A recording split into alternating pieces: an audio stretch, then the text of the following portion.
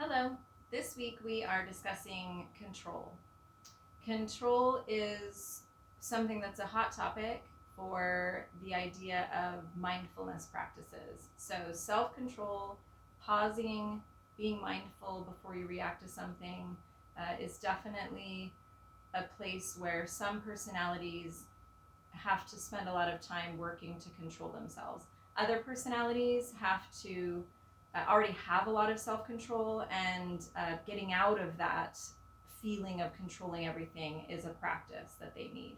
So, depending on your personality, you have different aspects of control that you're working on. Molly, for example, talked a lot about having to work on self control. She's very reactionary. When I was younger, I was almost too controlled in a lot of ways, so that I seemed or came across kind of fake or not present because I was like over controlling myself. So there's a really fine line there between pausing and taking a moment to think about something or process something before you react, and allowing yourself to flow in that expression of whatever you're talking about or whatever you're teaching or discussing, or just open conversations or interviews or any number of things where you would want to be in that feeling of open, natural flow of communication. So the control really has that pivot point of a fine line of not having too much control and not having too little control. So it's sort of a daily balancing act. I think that when you look at control from an outside perspective, there's also a lot of difference between personalities. So some personalities like to have control. So not only maybe they struggle with losing control personally, but in their lives they like to have a lot of control of their environment, control of the people of their life. They want to be the boss. They want to be in charge.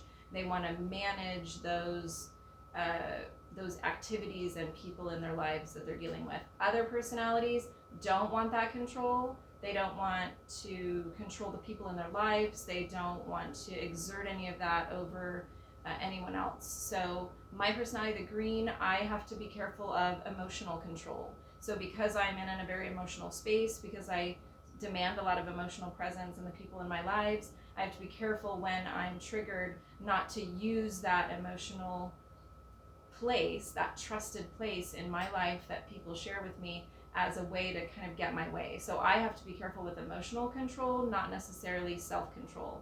So I have to be mindful of how I'm using my words, what I'm saying it, why I'm saying it, and listen to the people in my lives if they say they feel like there is some pressure on them, or they're overwhelmed by me.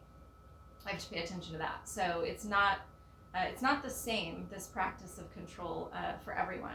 Each personality experiences it a little bit differently. That's why we like to hear from everyone. We like to hear from people who are different personalities, different perspectives on how they see these different topics, how they express certain emotions, how they feel when those emotions are expressed toward them, and really open that discussion of the differences. Molly and I have spent a lot of time looking at the opposite nature of the red and the green, the complementary nature of the red and the green, that we have extreme differences in our personalities. So usually we find that when we're discussing it with other people, everyone else lies somewhere in between, either leaning closer to the way I perceive things or leaning closer to the way she perceives things. But because of our opposite nature, we get a lot of good opposite opposing views and experiences and expressions, and that opens up communication for everything in between.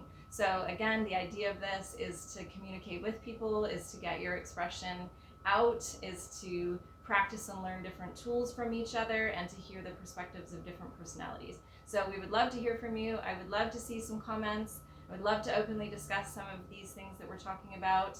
I've enjoyed past weeks coming back and reopening those conversations. Fresh starts every week with new words and new concepts. So I'm happy you're here, and thank you for watching. I look forward to hearing from you.